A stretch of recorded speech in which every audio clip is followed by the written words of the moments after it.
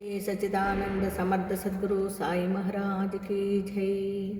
సాయి బిడ్డలందరికీ కూడా మనము గురుచరిత్ర పారాయణము 44 అధ్యాయంలోనే ఉన్నామండి. నిన్న కుమద్ అనే ఆమెకి అంటే భార్యకి కుముద్వతి రాజు తన పూర్వ వృత్తాంతం చెప్తాడు కదా.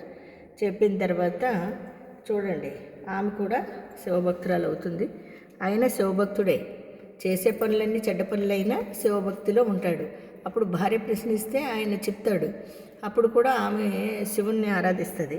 కనుక తంతుక తెలియకనే ఈ క్షేత్రంలో చేసిన ప్రదక్షిణము వలన ఒక పావురానికి రాణి పదవి, తర్వాత మోక్షము కలిగాయి. నీకిప్పుడు ఈ సంగతి తెలిసింది కనుక నేటి నుండి నీవు నిరంతరము ఈశ్వరుణ్ణి ఆరాధించు. గంధర్వ నగరములో ఈ మల్లికార్జునునితో సమానమైన మహిమ గల కల్లేశ్వరుడు చూడండి, కల్లేశ్వరుడున్నాడు. నీవు నిత్యము ఆయనను ఆరాధించు అని చెప్పారు. తంతుకుడు, స్వామి, మీరెందుకు ఇలా చెప్తున్నారో నాకు తెలియడం లేదు. మల్లికార్జుని స్థానంలో నాకు దర్శనమిచ్చింది మీరే కదా. సర్వవ్యాపకులు పరంజ్యోతి స్వరూపులు అయిన మీ పాదాలను ఆశ్రయించిన నన్ను వేరుగా శివార్చన చేయమంటారేమిటి? మీరుగాక వేరొక దైవం ఉన్నాడా ఏమి అని గురుపాదాలకు నమస్కరించాడు.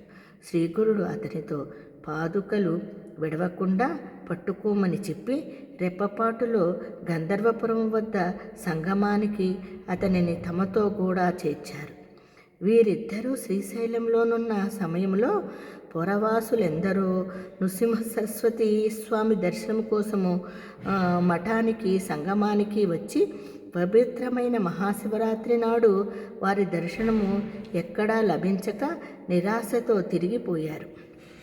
తర్వాత ఆ సంగతి వినగానే శ్రీగురుడు వారందరినీ పిలుచుకురమ్మని తంతుకుణ్ణి గ్రామానికి పంపారు. అందరూ అతనిని చూచి ఆశ్చర్యంతో, నీవు మహాశివరాత్రి నాడు తల గొరిగించుకున్నావేమి అని ఎగతాళి చేశారు. అతడు జరిగినదంతా పోసగుచ్చినట్లు చెప్పి అందుకు తార్కాణంగా శ్రీశైలం నుండి తాను తెచ్చిన ప్రసాదము పువ్వులు చూపాడు. వాళ్ళు అది నమ్మలేక, ఈరోజు మధ్యాహ్నం కూడా నిన్ను మీ ఇంటి దగ్గరే చూచాము. నీవు చెప్పేది నిజంగా ఈ పువ్వులు ఇంకెక్కడే నుంచో తెచ్చావులే పో అన్నారు.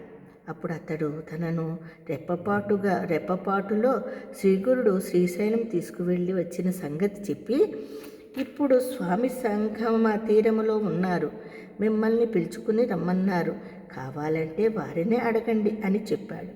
శ్రీగురుని మహత్యము ఎరిగిన ఆ భక్తులు నమ్మారు. వెంటనే అందరూ శ్రీగురుని దర్శించి ఆ రూపంలో తమకు కూడా మల్లికార్జునుడే దర్శనమిచ్చారని స్తుతించారు.